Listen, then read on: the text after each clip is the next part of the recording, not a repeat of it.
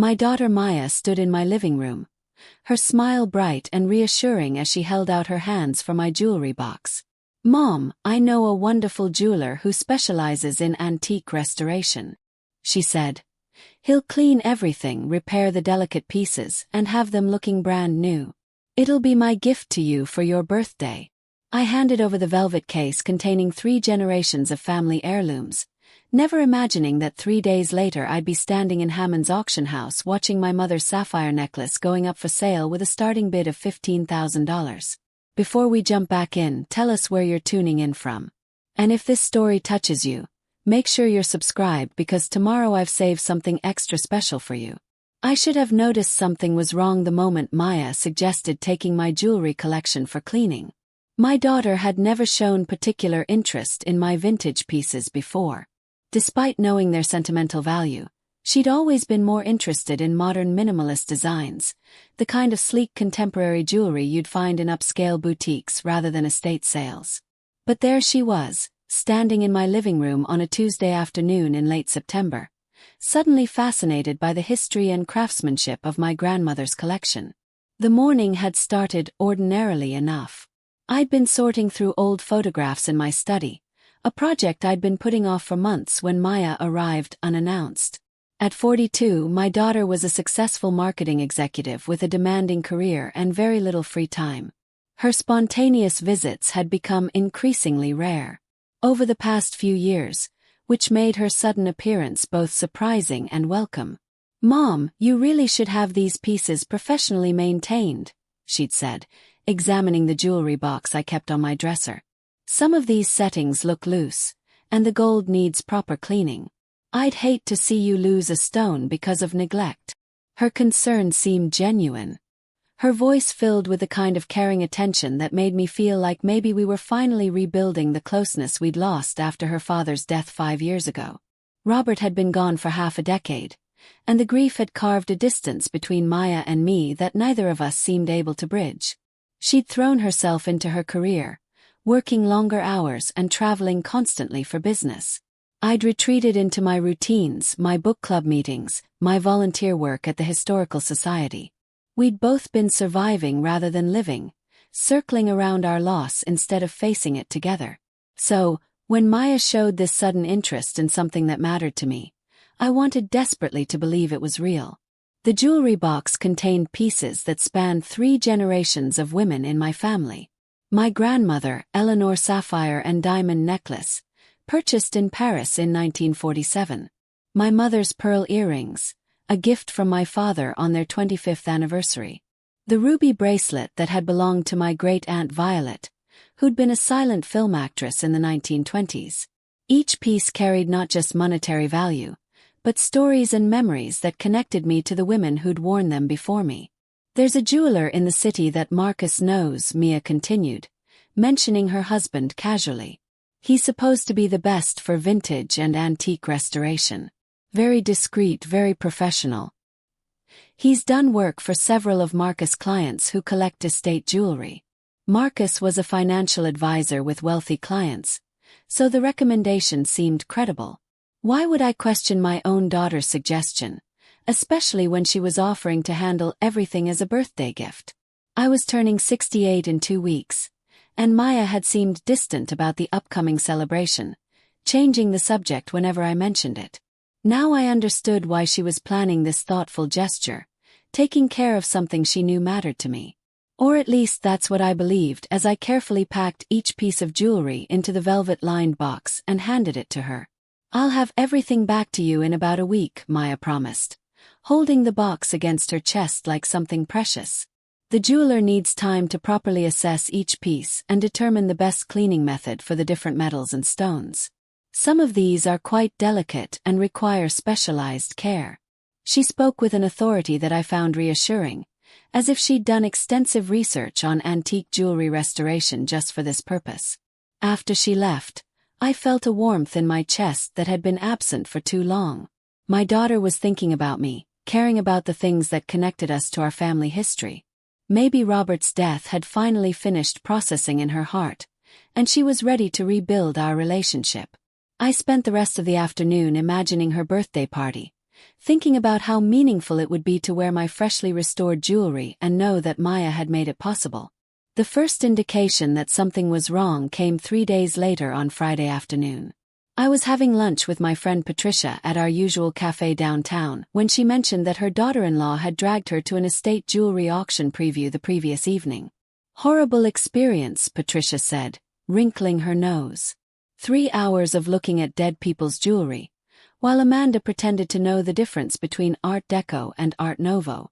But there was one stunning sapphire necklace that reminded me of that piece your grandmother left you. Same era, same style. Made me think of you. Something cold settled in my stomach. What auction house? I asked, trying to keep my voice casual. Patricia looked at me curiously. Hammond's, that place on Westfield Avenue.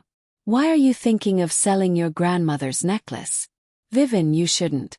That piece has been in your family for decades. I made some excuse about just being curious and changed the subject, but I couldn't shake the uneasy feeling that had taken root in my chest. It was probably nothing, I told myself. Sapphire necklaces from the 1940s weren't exactly rare.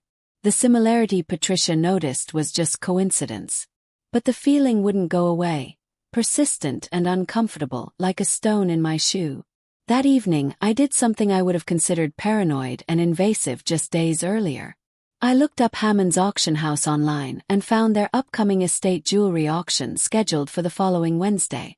The preview gallery was available on their website, showing photographs of each lot that would be up for bid. I scrolled through page after page of rings, bracelets, and necklaces, telling myself I was being ridiculous, that I wouldn't find anything familiar. Then I saw it. Lot number 47. My grandmother's sapphire necklace photographed against black velvet. The distinctive platinum filigree setting unmistakable.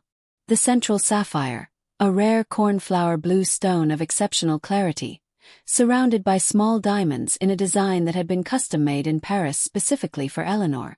There was even a tiny maker mark on the clasp that I'd examined countless times, the signature of the French jeweler who'd created it. This wasn't a similar piece. This was my necklace. I clicked through to the detailed description. Exquisite 1947 Parisian sapphire and diamond necklace. Platinum setting. Estimated value $25,000 to $35,000. Provenance. Private collection. Consigned for estate settlement. Estate settlement.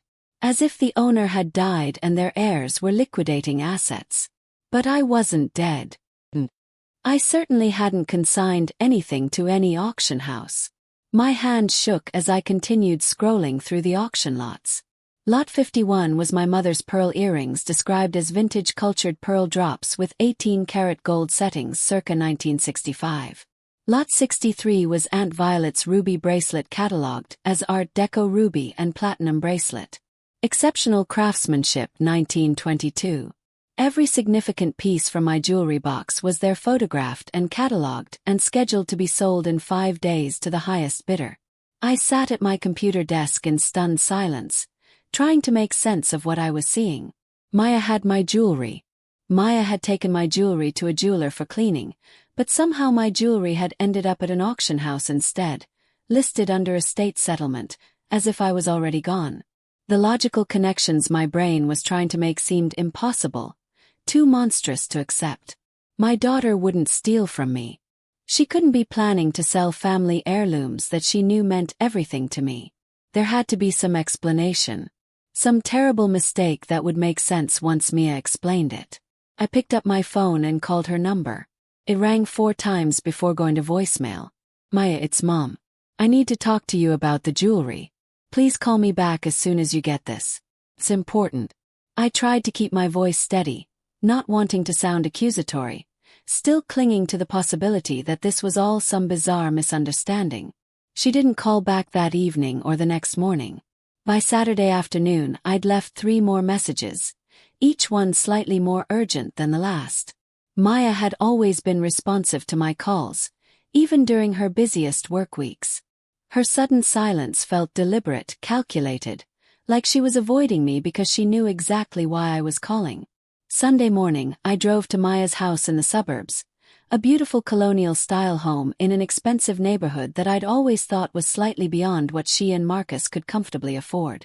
Mia's car was in the driveway, but no one answered when I rang the doorbell. I could see movement behind the curtains in the upstairs bedroom window, the shadow of someone stepping back from view.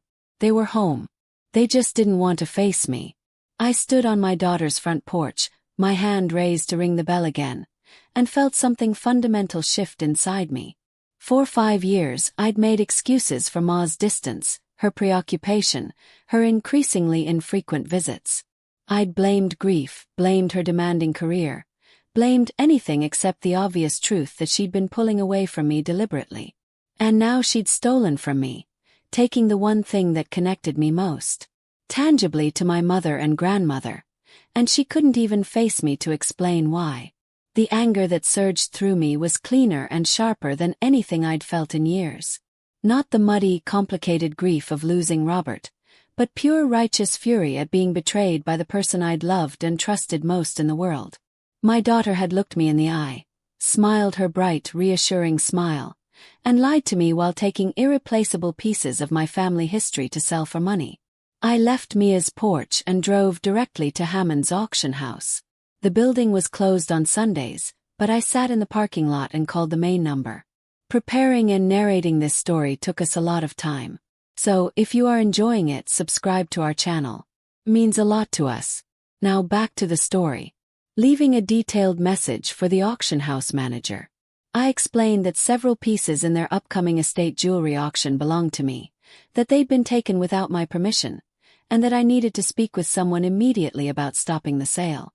Monday morning, I received a call from Gerald Hammond himself, the owner of the auction house.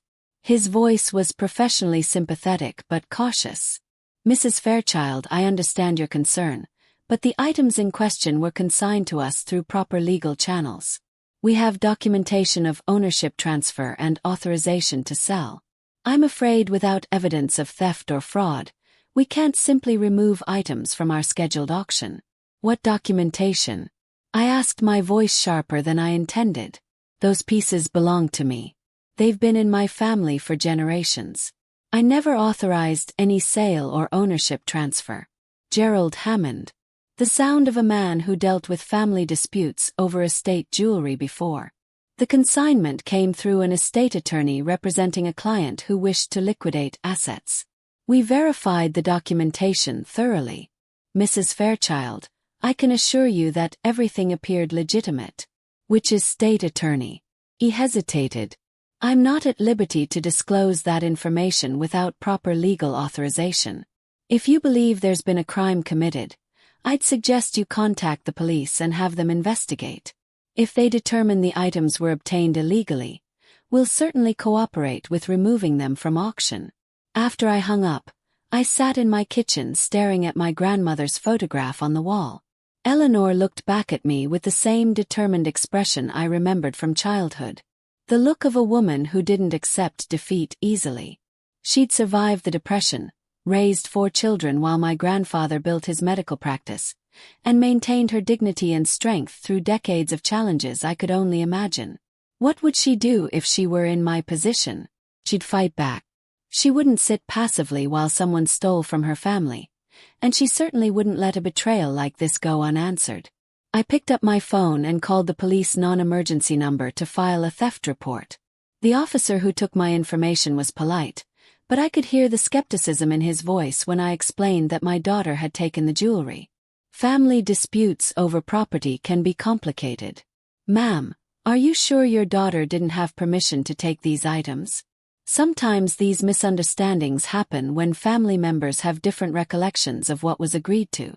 "I have not agreed to anything," I said firmly. "My daughter told me she was taking my jewelry to be cleaned and restored as a birthday gift. Instead, she's put everything up for auction without my knowledge or consent. That's theft." The officer took down the details and promised to send someone to take a formal statement, but I could tell from his tone that he didn't consider this a priority case. Family drama over jewelry probably ranked pretty low on the police department's list of urgent matters. Tuesday afternoon, a young police officer named Davis came to my house to take my statement. He was thorough and professional, photographing my jewelry box and the empty spaces where my pieces had been stored, documenting the text messages and voicemail messages I'd left for Maya, reviewing the auction house listings that showed my jewelry scheduled for sale. But when he finished, he delivered news I didn't want to hear. Mrs. Fairchild, legally, this is a complicated situation. Your daughter had access to your home and your jewelry with your permission. You voluntarily gave her the items in question. Without evidence that she intended to steal from you at the time you handed over the jewelry, this becomes a civil matter rather than a criminal one. I'll file the report, but I have to be honest with you. The district attorney's office is unlikely to pursue charges in a case like this. So, she can just steal from me, and there's nothing anyone will do about. You're no longer able to do so effectively. That's a complete lie. I know, but they're going to try to make it believable. Do you have a regular doctor? Someone who can testify to your mental competence? I thought about Dr. Saunders, my physician for the past 12 years. I'd had my annual checkup just 6 weeks ago, and he pronounced me remarkably healthy for my age. Yes, I'll contact him first thing in the morning. After we hung up, I sat in my dark living room and realized that Maya had been planning this for longer than just a few days. The sudden interest in my jewelry, the concern about proper maintenance, the offer to handle everything as a birthday gift. It had all been carefully calculated to get me to voluntarily hand over valuable property that she could then sell. And the backup plan, claiming I was incompetent if I discovered what she'd done, suggested a level of premeditation that made my blood run cold.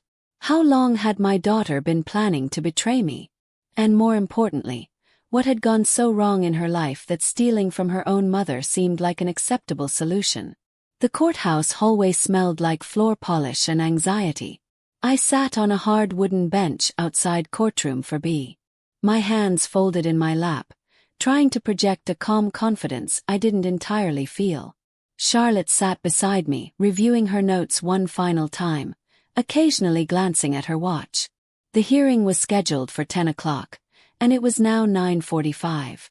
At 9:50, Mia arrived with her attorney, a sharp-faced man in an expensive suit, who introduced himself as Leonard Berlin.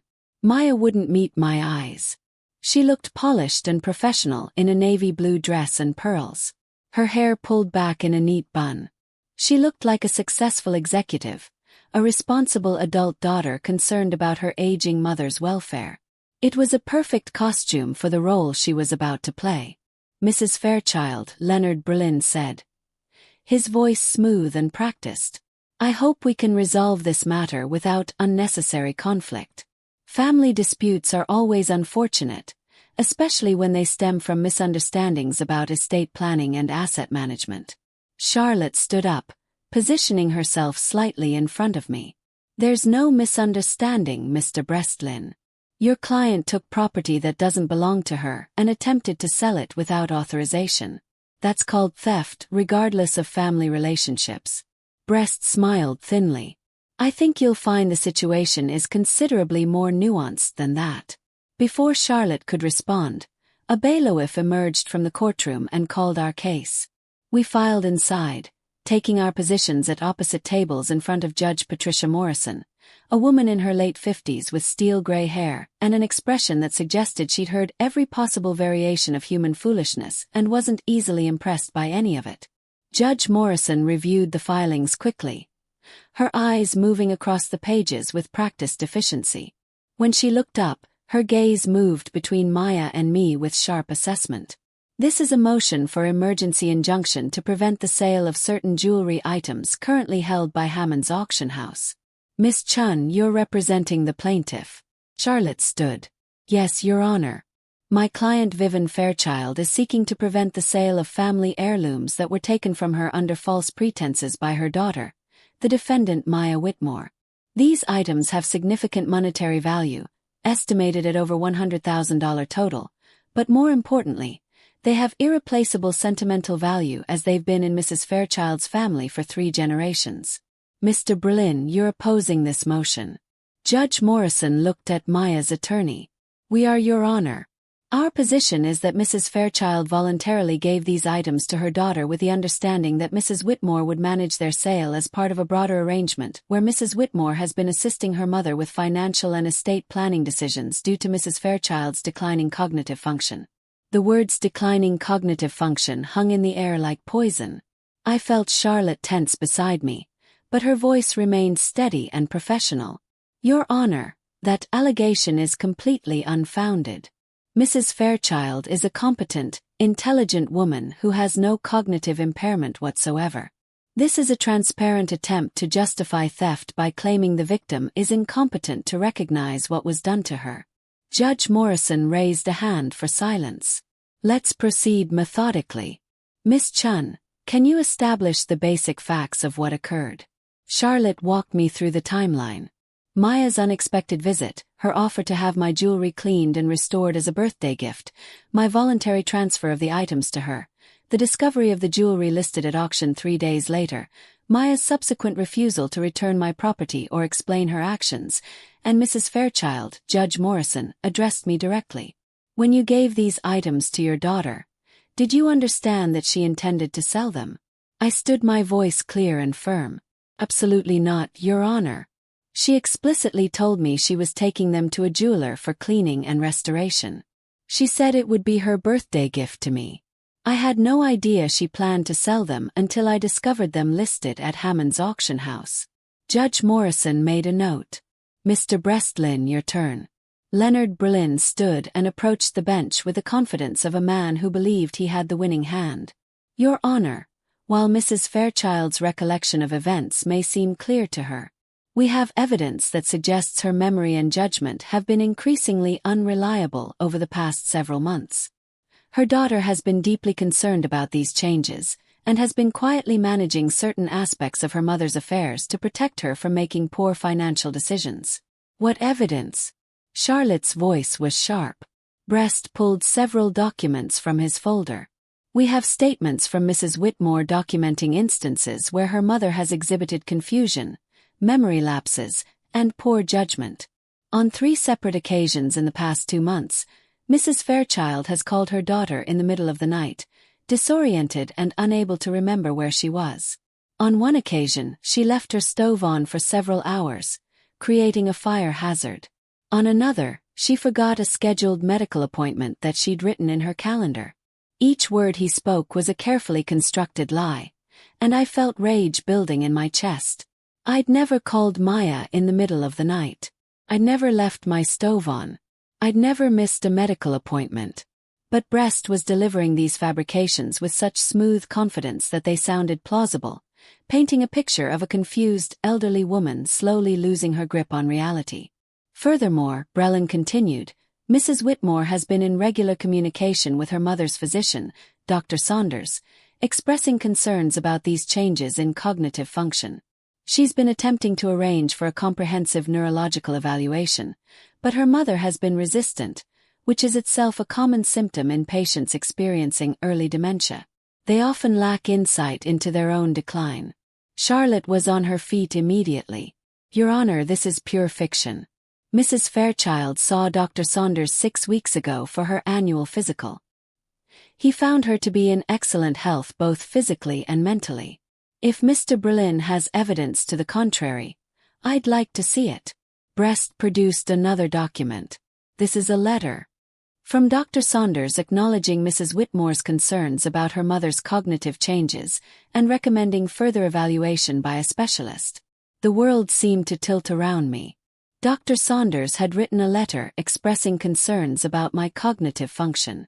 The man who told me at my last appointment that I was healthier than most people 20 years younger. Charlotte took the document and studied it, her expression growing darker. Your Honor, I'd like to request a brief recess to contact Dr. Saunders directly and verify the authenticity of this letter. Judge Morrison checked her watch. We'll take a 15-minute recess. Use it wisely, Miss Chun. In the hallway, Charlotte was already on her phone. Her voice clipped and urgent as she spoke to Dr. Saunders' office. I sank onto the bench, feeling like the floor had dropped out from under me. Maya had somehow gotten Dr. Saunders to write a letter questioning my mental competence. How is that even possible? 10 minutes later, Charlotte returned with an expression I couldn't quite read. Dr. Saunders is on his way to the courthouse. He says he never wrote that letter, and he's extremely disturbed that someone forged his signature on a document making medical claims he never authorized. The relief that flooded through me was so intense I felt dizzy. So it's fake. Maya forged a doctor's letter. It appears that way, which is going to make Mr. Berlin's position significantly more difficult. When we returned to the courtroom, Charlotte immediately addressed Judge Morrison. Your Honor, I've been in contact with Dr. Saunders, Mrs. Fairchild's physician. He informs me that the letter submitted by opposing counsel is fraudulent. He never wrote such a letter, never expressed such concerns, and is on his way here now to testify to that fact.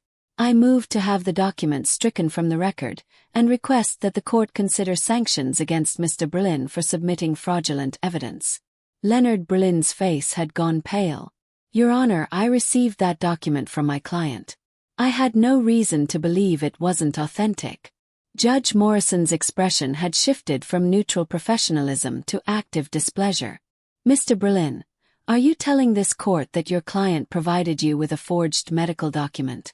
I'm saying that I received the document in good faith from Mrs. Whitmore, who may have been mistaken about its origin. It was a desperate attempt to distance himself from Mia's fraud, throwing his own client under the bus to protect himself from sanctions.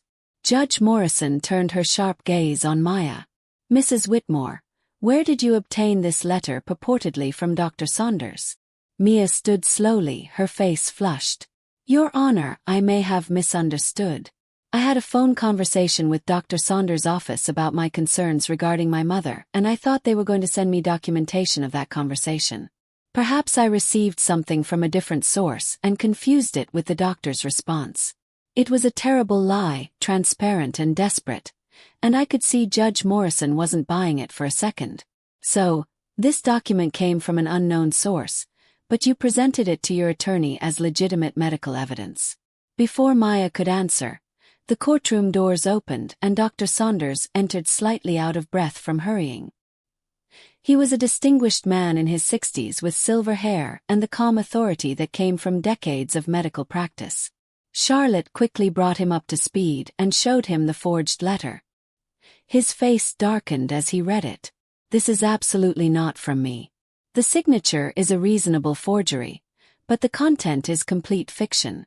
I have never had any concerns about Mrs. Fairchild's cognitive function.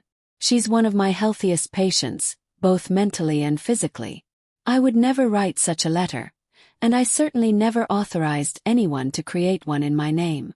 Judge Morrison's expression had moved past displeasure into something closer to anger. Dr. Saunders, in your medical opinion, does Mrs. Fairchild show any signs of cognitive impairment or diminished capacity?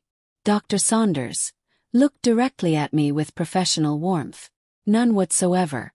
Vivian is sharp, articulate, and fully capable of managing her own affairs.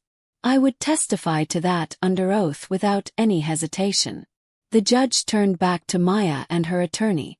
Mr. Brestlin, it appears your entire case rests on fraudulent evidence and false allegations about Mrs. Fairchild's mental competence. Do you have any legitimate evidence to present, or shall we proceed to ruling on the emergency injunction? Leonard Berlin looked like a man watching his career prospects evaporate. Your Honor, I request permission to withdraw from representing Mrs. Whitmore. I was clearly misled about the facts of this case. Judge Morrison's voice was icy. Motion denied. Mr. Berlin, you brought these allegations into my courtroom, and you'll see this hearing through. Now, do you have any actual evidence that Mrs. Fairchild consented to the sale of her jewelry, or that she lacks the capacity to manage her own property?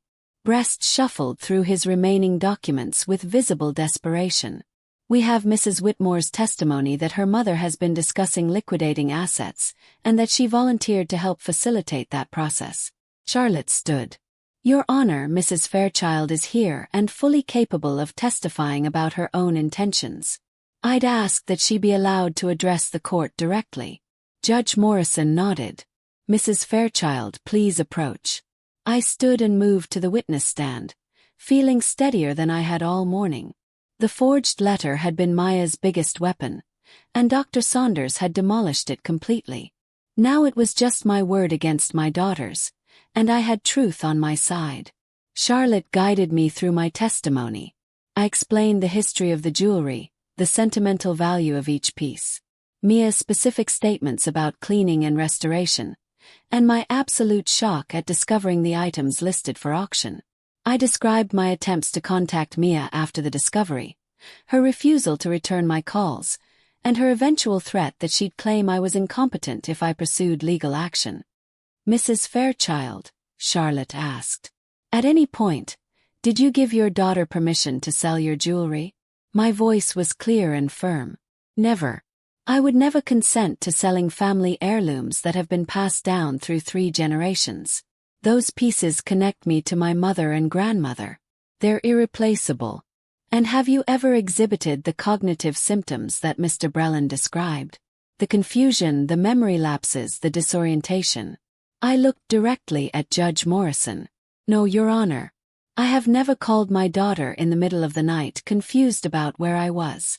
I have never left my stove on and created a fire hazard. I have never missed medical appointments. Every single one of those allegations is a complete fabrication designed to make me seem incompetent so that Maya could justify stealing from me." When it was Breastlin's turn to cross-examine me, he seemed to have lost all his earlier confidence. His questions were half-hearted, easily deflected. He tried to suggest that perhaps I'd forgotten giving Maya permission to sell the jewelry, but Dr. Saunders' testimony had already established that my memory was excellent. He tried to imply that family dynamics were complicated and perhaps there had been miscommunication, but I calmly repeated that there was no miscommunication about theft. Finally, Judge Morrison had heard enough. Prepared to rule on the emergency injunction. "Mr. Breland, does your client wish to testify?" Maya and her attorney had a whispered conference. After a moment, Breast stood. "Mrs. Whitmore declines to testify at this time." "Your Honor," Judge Morrison's expression made it clear what she thought of that decision. "Very well. Based on the evidence presented, I'm granting the emergency injunction. Hammond's auction house is hereby prohibited from selling any of the jewelry items in question. Those items are to be returned immediately to Mrs. Fairchild's possession." She paused, her gaze settling on Maya with visible disdain. "Furthermore, I'm troubled by the apparent fraud perpetrated in this case. The submission of forged medical documents is a serious matter. I'm referring this case to the District Attorney's Office for potential criminal charges related to fraud and forgery." Mia's face had gone white. Breast started to object, but Judge Morrison cut him off. "Mr. Breland, your client came into my courtroom and presented fraudulent evidence in an attempt to strip her own mother of her property and her autonomy. That's not just civil misconduct. That's potentially criminal behavior. The district attorney will determine whether charges are warranted." The judge's gavel came down with a sharp crack that felt like justice. "This hearing is adjourned. Mrs. Fairchild, you'll have your jewelry back within 24 hours. Miss Chun, please coordinate with Hammond's auction house for the return of the items." As we left the courtroom, I felt simultaneously triumphant and devastated. 1. My jewelry would be returned. Maya's lies had been exposed in open court, but I'd also just watched my only daughter commit fraud in a desperate attempt to steal from me, and I still didn't understand why. In the courthouse hallway, Maya finally looked at me directly for the first time that day.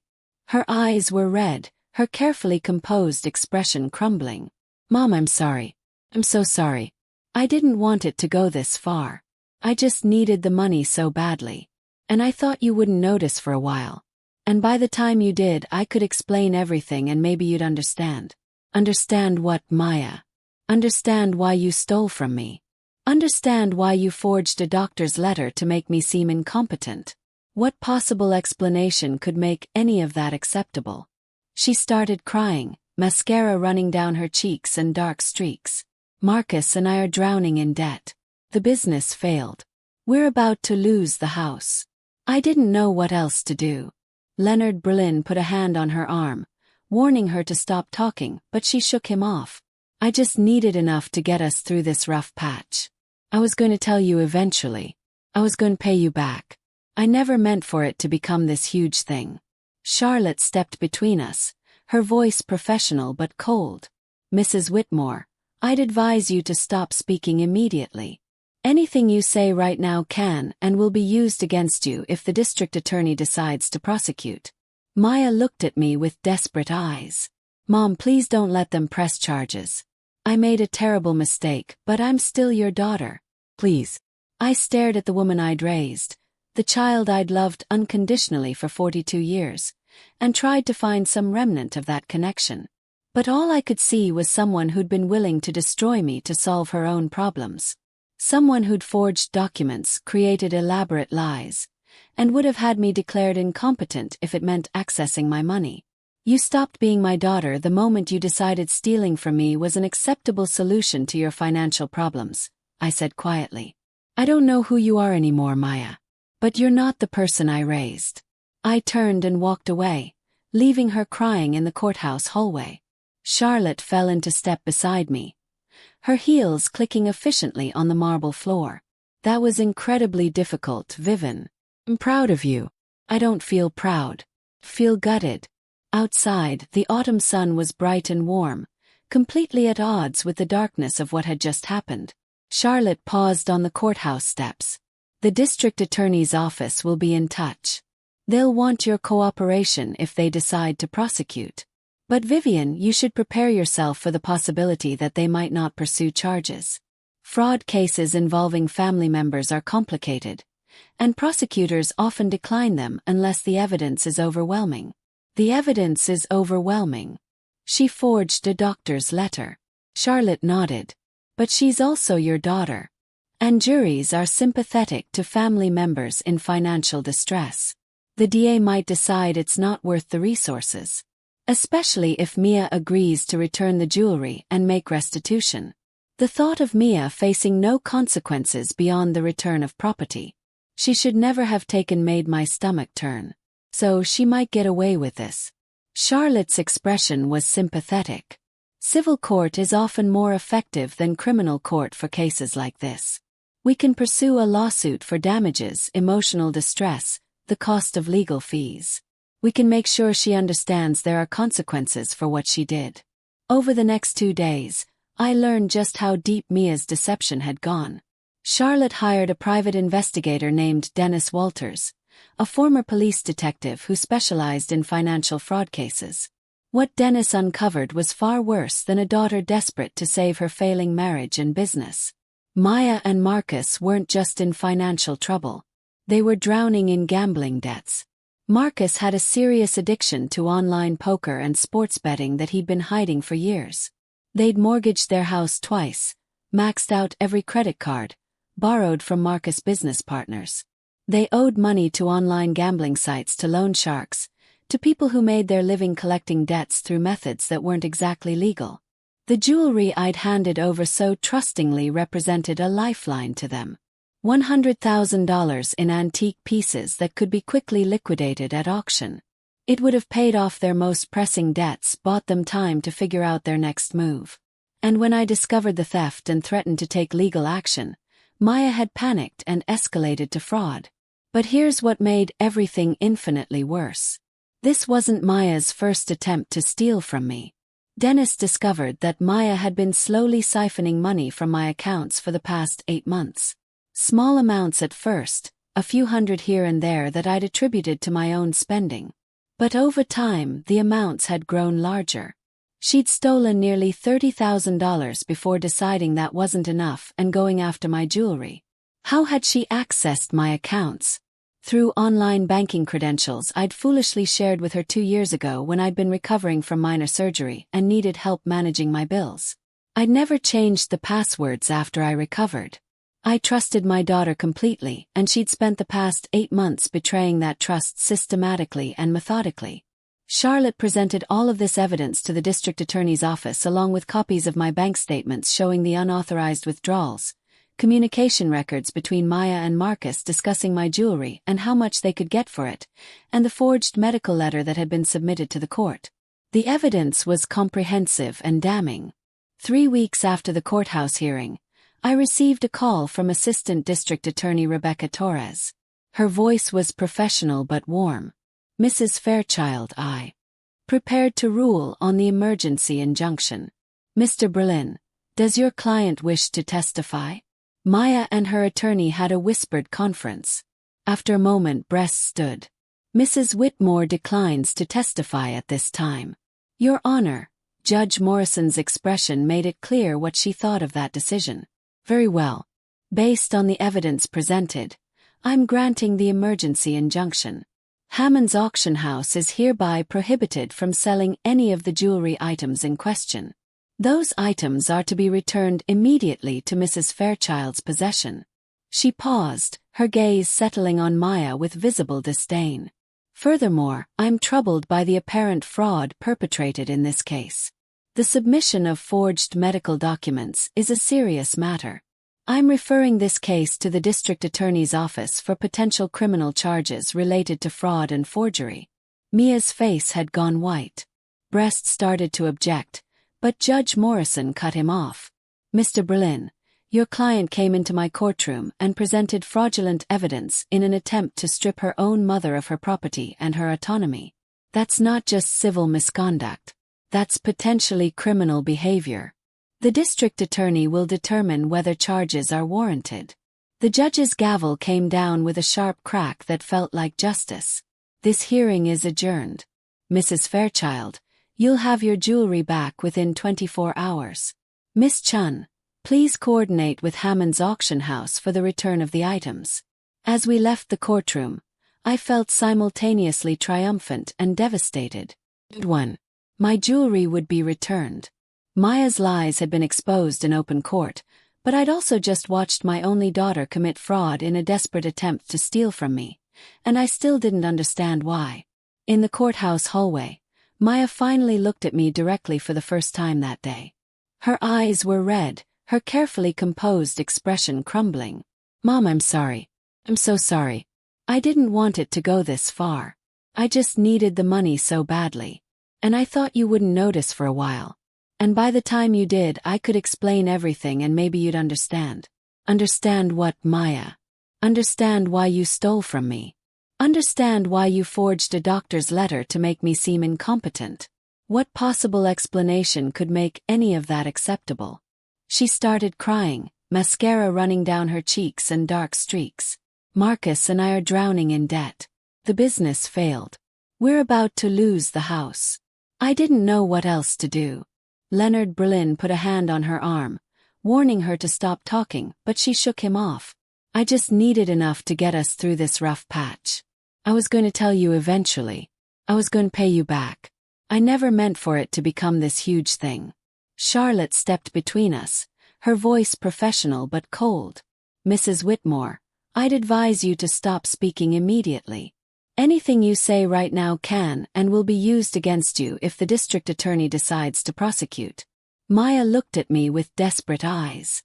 "Mom, please don't let them press charges.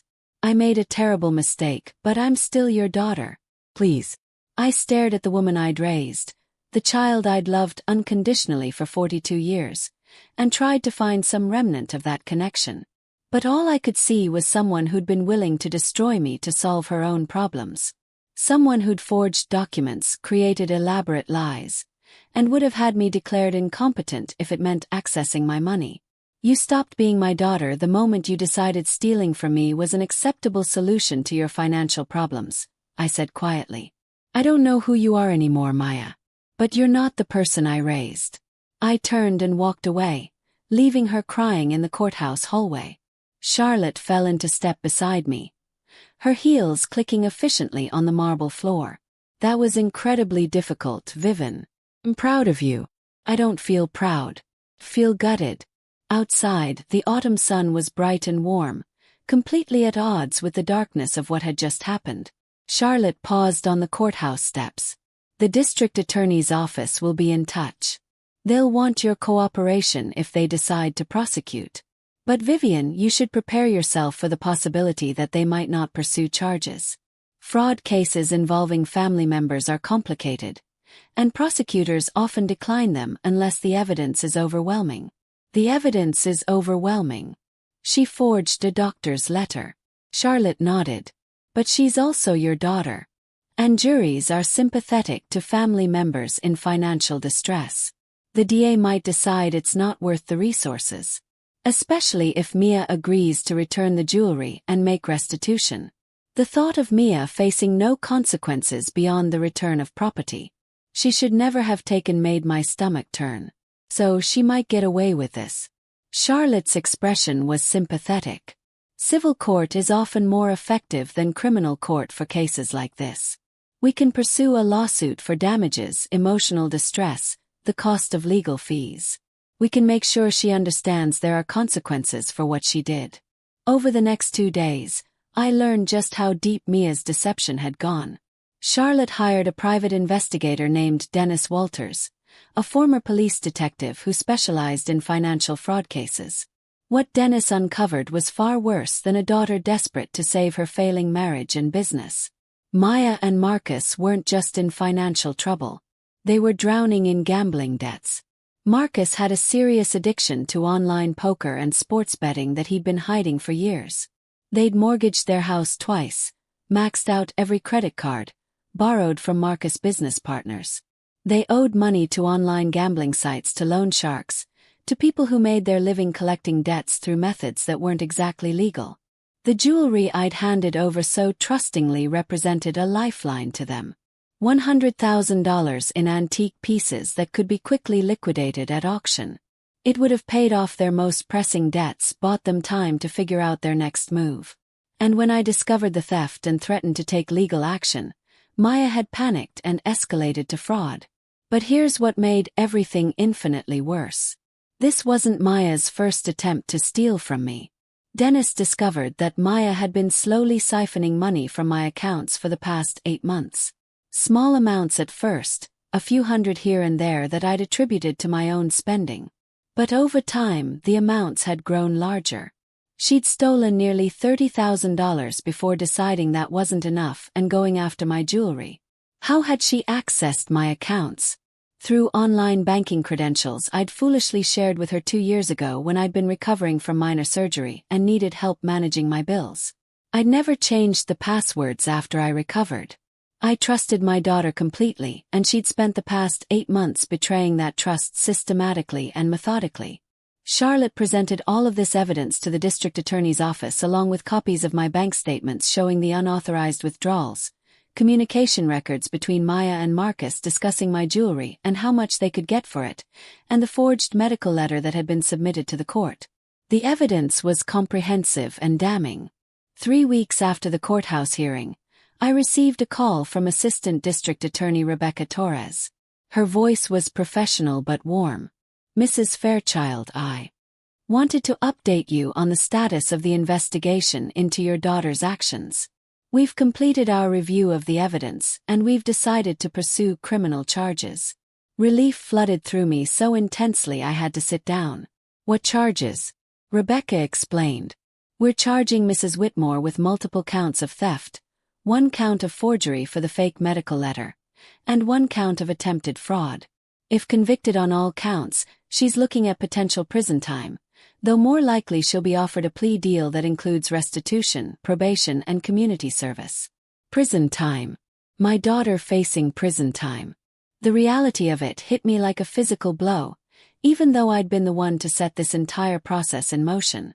"Mrs. Fairchild, I need to ask you something important," Rebecca continued. "Are you prepared to testify against your daughter if this goes to trial? Because once we file these charges, there's no going back. Your daughter's attorney will almost certainly try to negotiate a plea deal. But if they don't, you'll need to take the stand and tell your story in open court." I thought about Eleanor's photograph, about the strength she'd promised was in our blood. I thought about all the other families where elderly parents were being victimized by their own children, stripped of their assets and their autonomy by people who were supposed to love and protect them. If I back down now, if I let my escape consequences because she was my daughter, what message did that send? "Yes," I said firmly. "I'm prepared to testify. My daughter needs to face consequences for what she did. Not just to me, but as a lesson to anyone else who thinks stealing from elderly family members is an acceptable solution to their problems. Rebecca's approval was evident in her voice. But we need more people like you, Mrs. Fairchild. Too many victims decline to press charges against family members, which just enables more abuse. You're doing the right thing. After we hung up, I sat in my living room and cried for the first time since this nightmare began. Not tears of sadness or regret, but tears of release. The hardest decision had been made. Maya would face justice whether she was my daughter or not. The next day, Maya was arrested at her home. I learned about it from Charlotte, who called to inform me that Maya had been booked, processed, and released on bail. The arraignment was scheduled for the following week. How did she seem? I asked, hating myself for caring but unable to stop. Charlotte's voice was carefully neutral. According to the prosecutor's office, she was devastated. She apparently asked multiple times if you could be contacted, if there was any way to speak with you before the arraignment. They told her that all communication needs to go through attorneys now. Maya wanted to talk to me. Part of me wanted to hear what she had to say to understand how she justified her actions to herself, but a larger part knew that talking to her would only make everything harder. She'd had weeks to explain herself, to tell me the truth, to show remorse. Instead, she doubled down on lies and fraud. Whatever she wanted to say now was too little, too late. The morning of Maya's arraignment, I sat in the public gallery with Charlotte beside me. I watched my daughter stand before a judge and hear the charges read against her. Multiple counts of theft, forgery, attempted fraud. Each charge represented a betrayal, a choice she'd made to prioritize her own desperate needs over my well-being. Maya pleaded not guilty, which meant this wasn't over. There would be a trial, or more likely, long negotiations toward a plea agreement. Months of legal proceedings ahead, each one forcing me to relive the discovery of her betrayal. But I was prepared for that. This wasn't about revenge. It was about accountability and about making sure Maya understood that actions have consequences even when those actions target family members. As I left the courthouse that day, I realized something fundamental had shifted inside me. For 42 years, being Maya's mother had been central to my identity, but she'd broken that bond irreparably when she'd chosen to see me as a source of money rather than as a person deserving of love and respect. I would always be her mother in a biological sense, but the relationship we'd had, the trust and affection and mutual care was gone. She destroyed it herself. What remained was the woman I'd been before Maya was born. Vivian Fairchild, Eleanor's granddaughter, possessing the same strength and determination that had carried 3 generations of women through wars and depressions and personal tragedies. That woman was still here, still capable of rebuilding a life around something other than motherhood. The jewelry was returned to me exactly as promised, each piece carefully packaged and documented. I opened the box in my living room with Charlotte present as a witness, touching each familiar item with a mixture of relief and sorrow. The sapphire necklace that Eleanor had worn at my wedding. The pearl earrings my mother had treasured. Aunt Violet's ruby bracelet that had adorned a silent film star's wrist nearly a century ago. They were back where they belonged. But holding them felt different now. They were no longer just beautiful objects connecting me to my family's past. They were evidence of my daughter's betrayal, reminders of how completely I'd misjudged the person I thought I knew best in the world. The innocence with which I'd handed them over to Maya, trusting her completely, seemed like something from another lifetime. That evening, I did something I'd been considering since the courthouse hearing. I called my attorney and asked her to draft a new will. The old will left everything to Maya because she was my only child.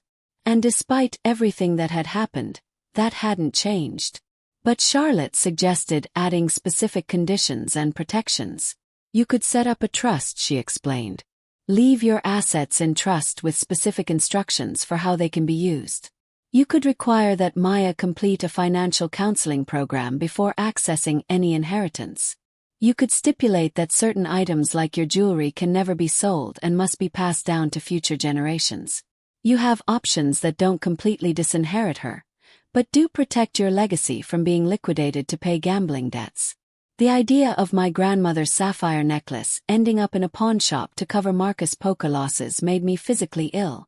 Charlotte was right. I needed to protect these pieces for future generations, even if that meant my own daughter couldn't be trusted with them. Let's do it, I said. Create the trust. Put whatever restrictions necessary to ensure these family heirlooms remain in the family and are never sold. As Charlotte worked on the new estate documents, I found myself thinking about the broader implications of what had happened. If Mia could betray me this thoroughly, how many other adult children were doing the same thing to their aging parents? How many elderly people were being systematically drained of their life savings by family members who knew exactly how to exploit their trust and access? I started researching elder financial abuse. And what I discovered was staggering. Billions of dollars stolen every year from older adults, most often by their own family members. Adult children with access to bank accounts. Grandchildren who borrowed money with no intention of paying it back. Caregivers who helped themselves to jewelry and valuables. The statistics were horrifying, and the victims often remained silent out of shame or misplaced family loyalty. 3 months after Mia's arrest, her attorney reached out to Charlotte with a plea deal offer. Mia would plead guilty to reduce charges, pay full restitution for the stolen money and legal fees, complete a financial crimes education program, and serve 2 years of supervised probation. In exchange, she'd avoid prison time and have the opportunity to have her record cleared after successfully completing probation. Charlotte presented the offer to me objectively. It's a reasonable deal. She'll have a criminal record. She'll have to pay back everything she took, and she'll be under court supervision for 2 years. It's significant consequences without destroying her life completely. But Vivian, the decision is entirely yours. If you want to push for a trial and potentially harsher penalties, we can do that. I thought about it for a long time. What did I want? Revenge, justice, some assurance that Maya had learned her lesson. The truth was that no punishment would undo what she'd done or restore the relationship we'd lost. Prison time wouldn't give me back the daughter I thought I had because that person had apparently never existed. I'll agree to the plea deal. I finally told Charlotte on 2 conditions. First, Maya has to complete not just the financial crimes program, but also mandatory therapy to address whatever issues led her to think stealing from her mother was acceptable. And second, she has to provide a complete accounting of everywhere my money went. I want to know exactly how she spent $30,000 of my savings. Charlotte made those conditions part of the agreement, and Ma's attorney accepted.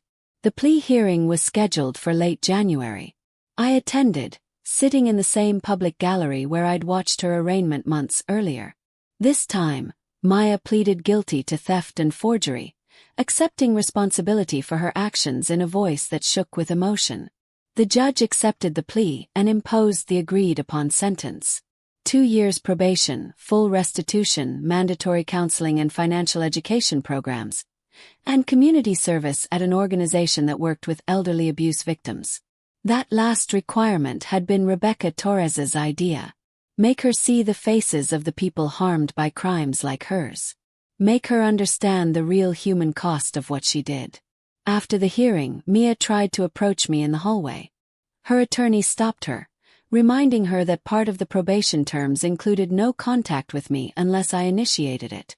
Mia stood 10 feet away, tears streaming down her face, mouthing the words, "I'm sorry." I looked at her for a long moment, this stranger who wore my daughter's face. And then I turned and walked away. 6 months passed before I heard from Maya again. Not directly, but through a letter delivered by her attorney. She'd completed her financial counseling program and was making monthly restitution payments as required by her probation.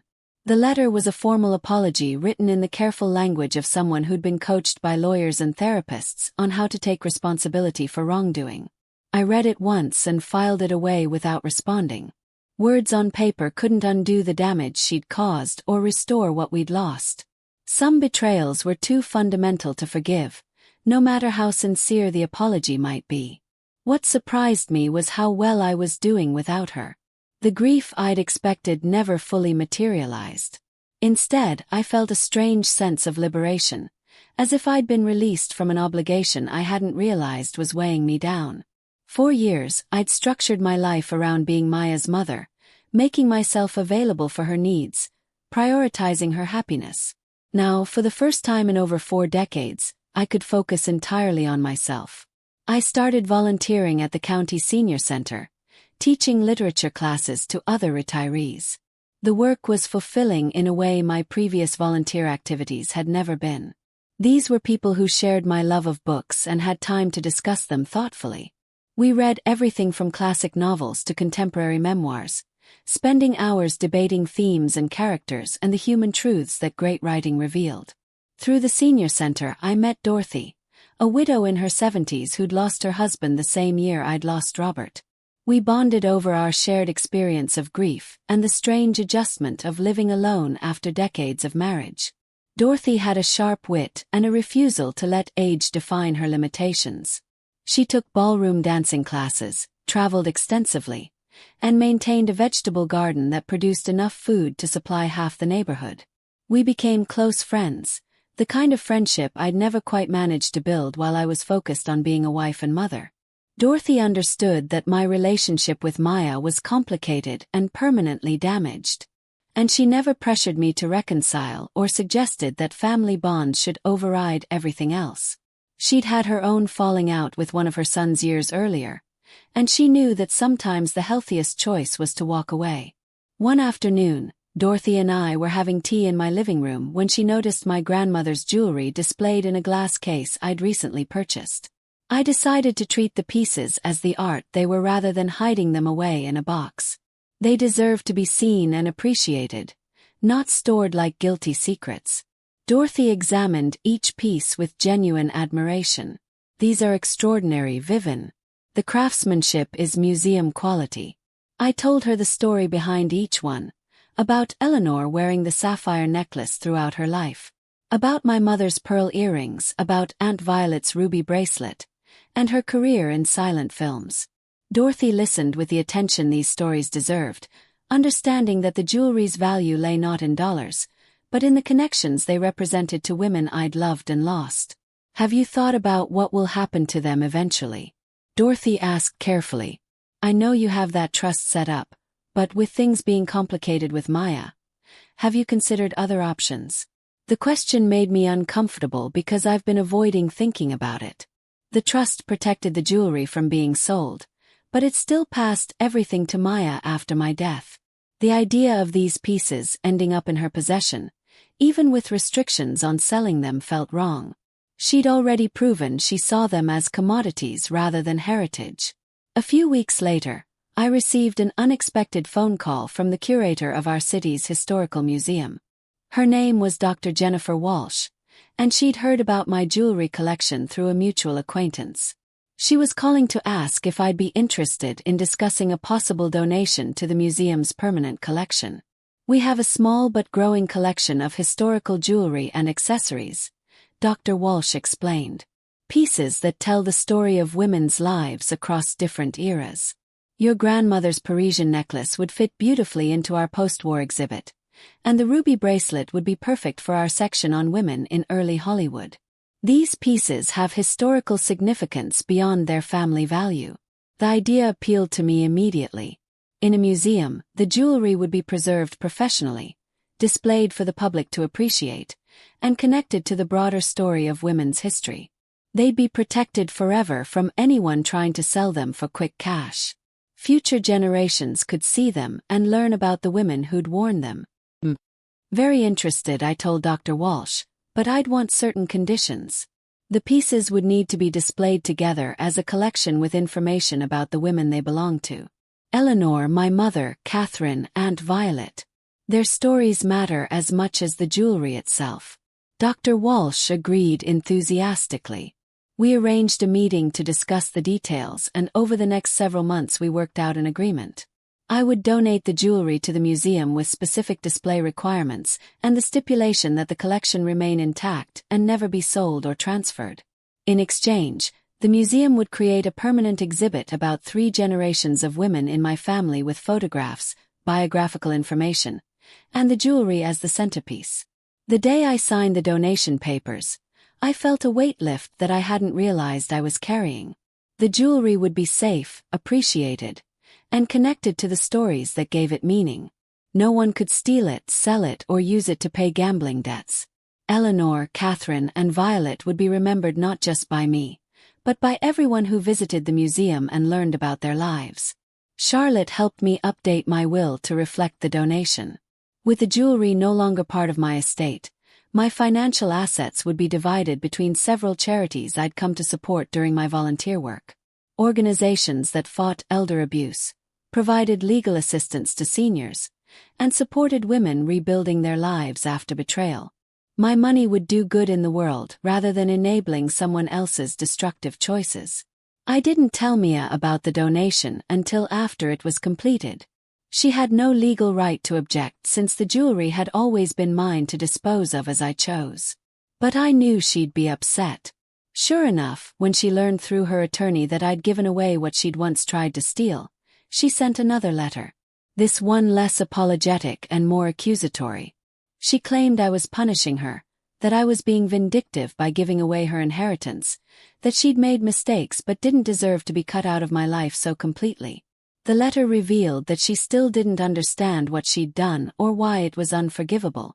She saw herself as the victim of my unwillingness to overlook one bad decision during a difficult time in her life.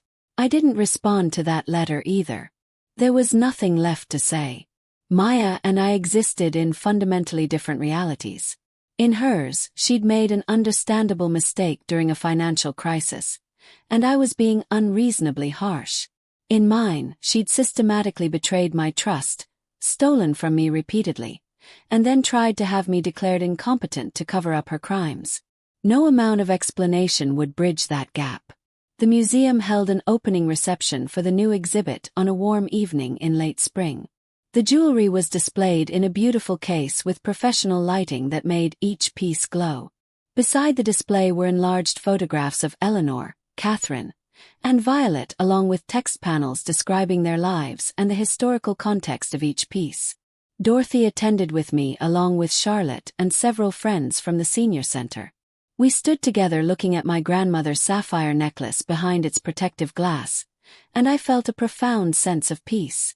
This was where these pieces belonged, honored and protected and connected to the women who'd worn them.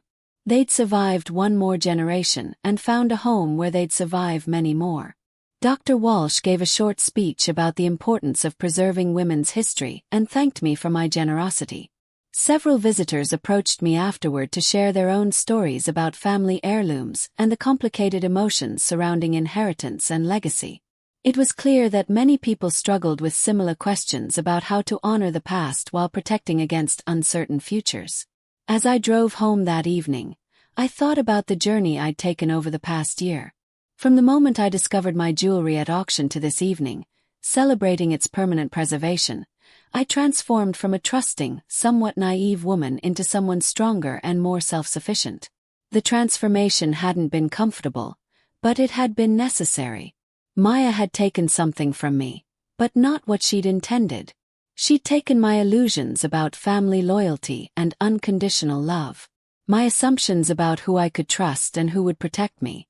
In return, I'd gained clarity about my own strength and the freedom to build a life around my own values rather than my relationships to others. I still thought about her sometimes, wondering how she was managing her probation requirements, and whether she truly learned anything from the experience. But those thoughts came less frequently as time passed, replaced by focus on my own projects and interests and friendships. A year after the museum exhibit opened, I received a notification from Maya's probation officer. She'd completed all her requirements successfully and was petitioning to have her record cleared as allowed under the plea agreement. Did I have any objection to the court granting her petition? I considered the question carefully. Maya had paid her restitution, completed her programs, and apparently stayed out of further trouble. The legal system had imposed consequences and she'd met them. Whether she'd actually changed as a person or just learned to follow rules to avoid harsher punishment, I'd never know. But that wasn't my concern anymore. I told the probation officer I had no objection. Maya had earned the right to move forward with her life, and I'd earned the right to move forward with mine. Our paths no longer intersected, and that was exactly as it should be. On what would have been my 69th birthday, the birthday Maya had supposedly been planning to celebrate by restoring my jewelry, I visited the museum exhibit alone. I stood in front of Eleanor's sapphire necklace and thought about the strength she'd promised was in our family's blood. She'd been right about that strength, even if she couldn't have imagined the circumstances under which I'd need to discover it. The jewelry glittered under the museum lights, beautiful and safe, and connected to stories that mattered. Visitors passed by, reading the placards, admiring the craftsmanship, learning about 3 generations of women who'd loved and worn these pieces. This was their legacy now, and it was better than anything I could have imagined when I'd first handed that velvet box to my daughter. I left the museum,